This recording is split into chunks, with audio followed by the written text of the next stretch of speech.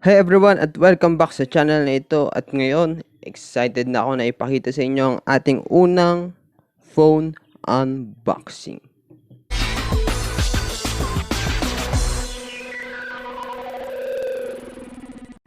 Okay, konting background lamang po sa phone na ito. Ito pong phone na ito ay second hand ko lamang binili. At hindi po ito factory unlock, kaya GPP po itong nabili ko. Pero okay lang dahil i-unbox naman natin ito sa channel na ito. Okay, simulan na natin ang unboxing. Okay, kung tayo po ay bibili ng second hand na iPhone na GPP, ito po agad yung makikita natin. Itong iPhone na mayroong case.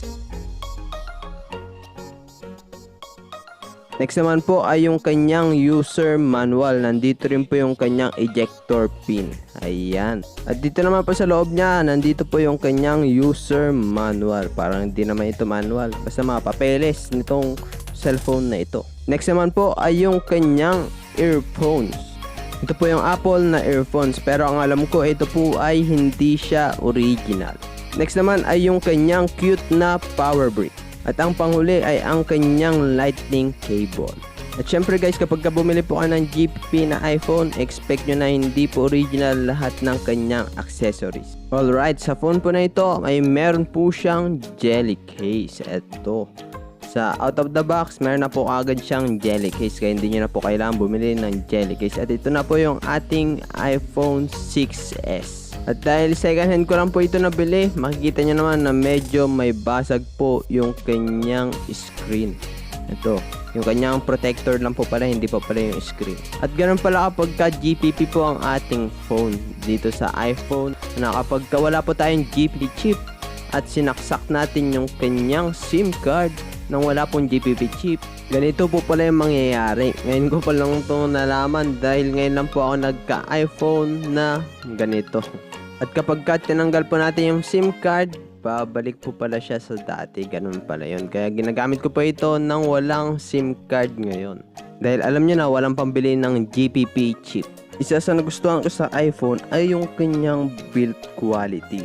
Dahil alam mo na hindi talaga nila ito tinitipid. Iba talaga ang build quality ng iPhone, di po katulad ng ibang phone. Ito pong iPhone ay solid na solid po ang kanilang build quality. Syempre alam nyo na dahil ang iPhone ay isang flagship phone noong nirelease nila ang kanilang mga iPhones, di ba?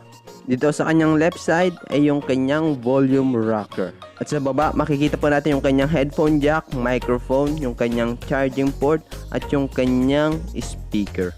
At sa right side naman po makikita po natin yung kanyang power button at yung kanyang SIM tray. Ang ayaw ko lang talaga sa mga iPhones ay yung kanyang single SIM tray dahil kulang na kulang po yan sa akin dahil ako ay dual SIM user.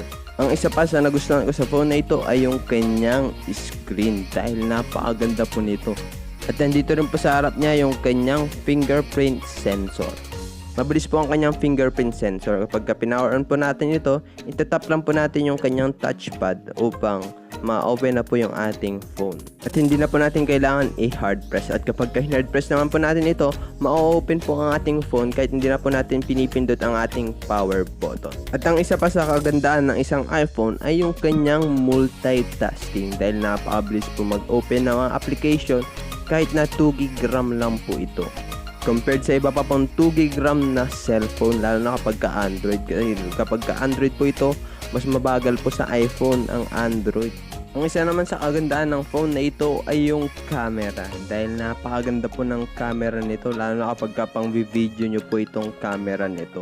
Kung napanood nyo po yung last video ko, iPhone 6s po yung ginamit kong pang video nitong video na ito. Sa kanyang autofocus naman po ay medyo mabagal nga lang dahil luma na po ang phone na ito. Siguro mga 2015 model or 2016 model na po itong phone na ito. Pero maganda pa rin naman po. Sa built-in stabilization naman po ng phone na ito ay maganda siya.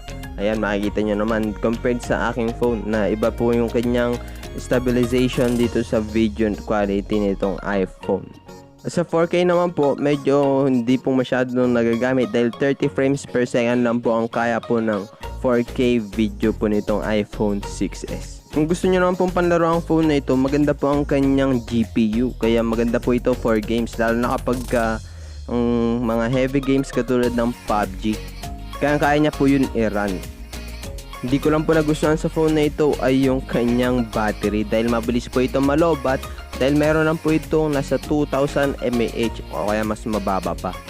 Kaya i-suggest na bumili po kayo ng power bank upang hindi po kayo maubusan ng battery kapag kailangan nyo po itong phone na ito. Overall, ang phone po na ito ay napakasulit pa rin. Maganda po ang kanyang camera at maganda rin po ito pang games. Kung yun po ang hanap nyo, the best na po ang phone na ito para sa inyo. Dahil ang presyo po nito ay naglalaro lamang po sa 5,000 to 8,000 pesos. Kaya kung gusto nyo po ng phone na maganda ang camera at maganda rin po pang games, ito na po ang phone na para sa inyo. At kung sasabihin ko po sa inyo, ito pong phone na ito ay worth it pa rin po sa 2020. Dahil kaya po nitong sabayan yung mga phone na nasa price range niya po ngayong taon na ito. At yun lamang po at maraming salamat sa panonood sa video na ito.